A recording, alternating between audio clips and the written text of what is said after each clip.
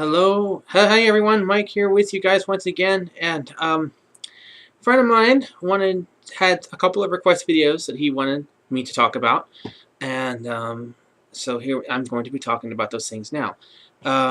He wanted me to talk about the Steam service, which he told me to go try out, and I resisted because I don't have a gaming PC. So I'm like, why would I want a Steam account if I don't have a gaming PC? You know, what would be the point? You know.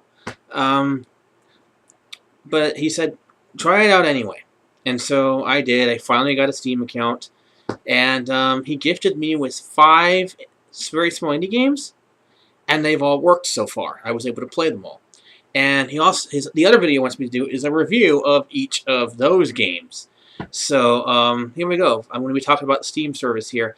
Now granted, because I don't have a powerful gaming PC, I have not been able to really fully experience what Steam has to offer.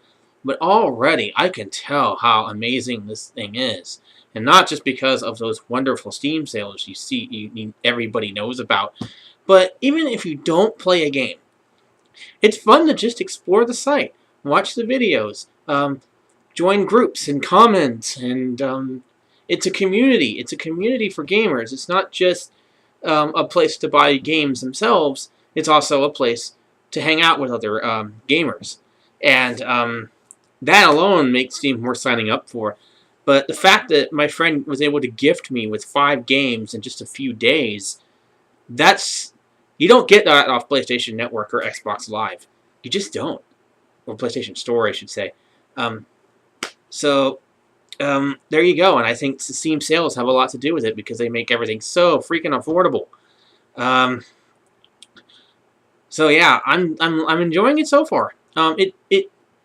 If I was able to understand PC gaming, I would want a gaming PC just to play some of these games. And the cool thing about Steam is they have really old games on there that aren't available on consoles anymore, like Knights of the Old Republic, Morrowind, the earlier Grand Theft Autos like Vice City, San Andreas, GTA 3.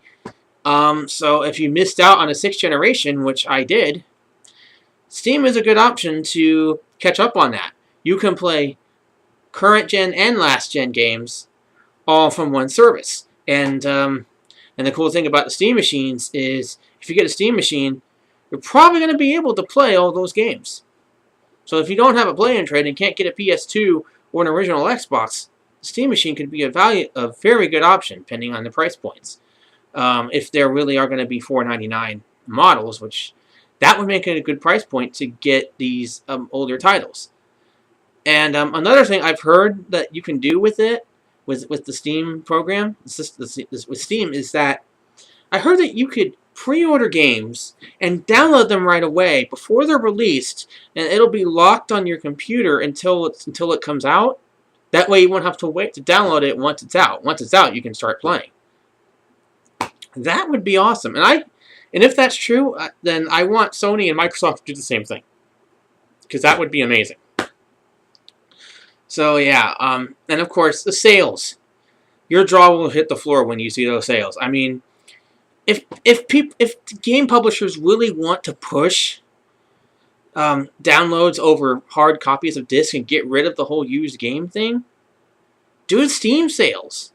If you make Steam-like sales on consoles, people will flock to digital downloads.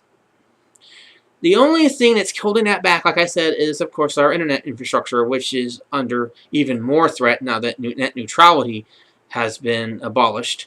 But I will talk about that in a future video, not here.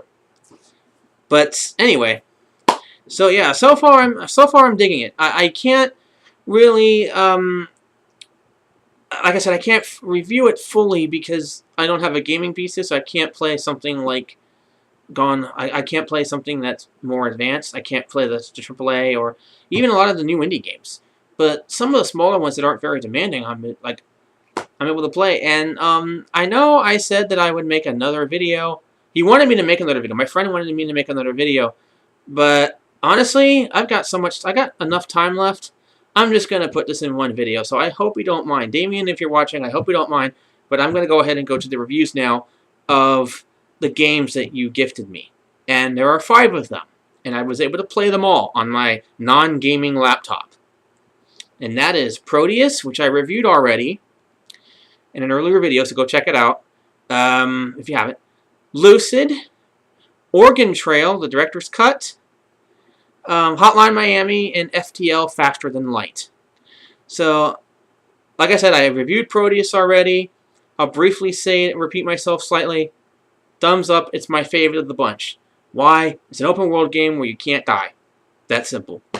I'll go into more detail in my previous video, my full Proteus review. So check it out. It's on the same video as when I talk about PlayStation Now. So let's go on to the next game. That is Lucid, and that's basically a simple puzzle game where you use where you make a line, and you have to discover the colors that are not only the same, but you got to be able to go from the beginning to the end of that pattern of those colors without backtracking or doing a weird turnaround. So if I'll try to show you. The correct way would be, but not. See what I'm saying? Yeah, and honestly, it is an enjoyable experience. I did like it. But I think that game would work better, and it probably is on this platform, but I think it would work better on tablets simply because you can use your finger to do the puzzles, which I think just seems easier than using a PC. But it is playable on the PC, so I can recommend it. It's a light puzzle game. It's one of those games where you've got nothing to do. It's something fun to do to kill your time.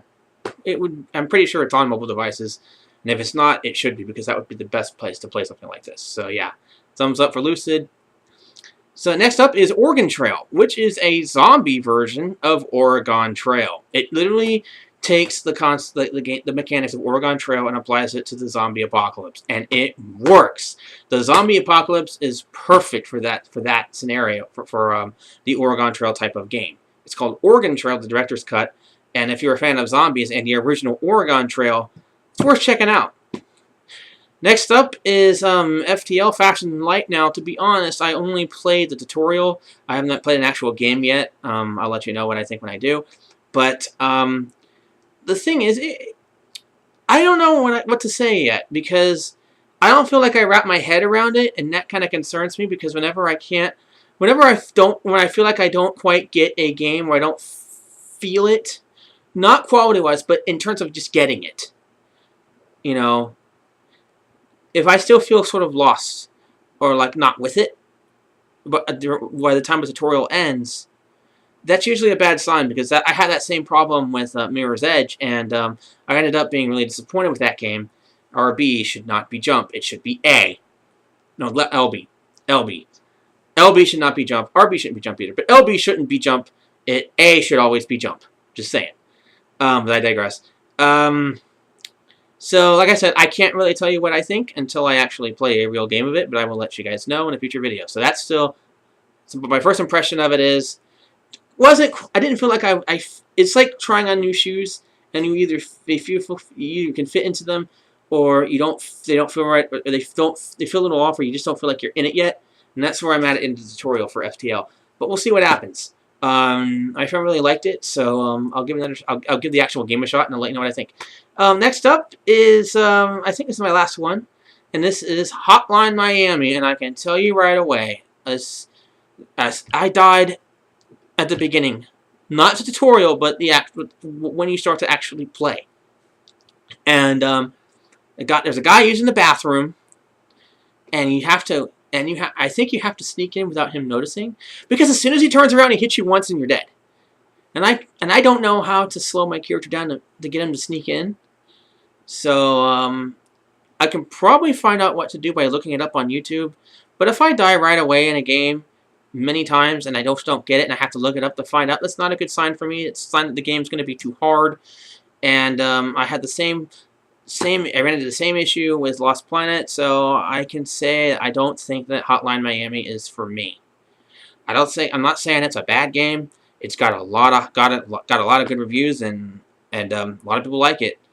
But it's just not for me, I don't think. I could look it up on YouTube, but I just don't have the desire to, you know. I feel like I'm going to have to do that with so many, like, over and over again. It's probably not going to be worth it. Maybe I'm wrong. Maybe that's the only time that I need to look it up. Who knows? But I just, like I said, if I die within the first 5 minutes of playing, I'm probably not going to play it anymore.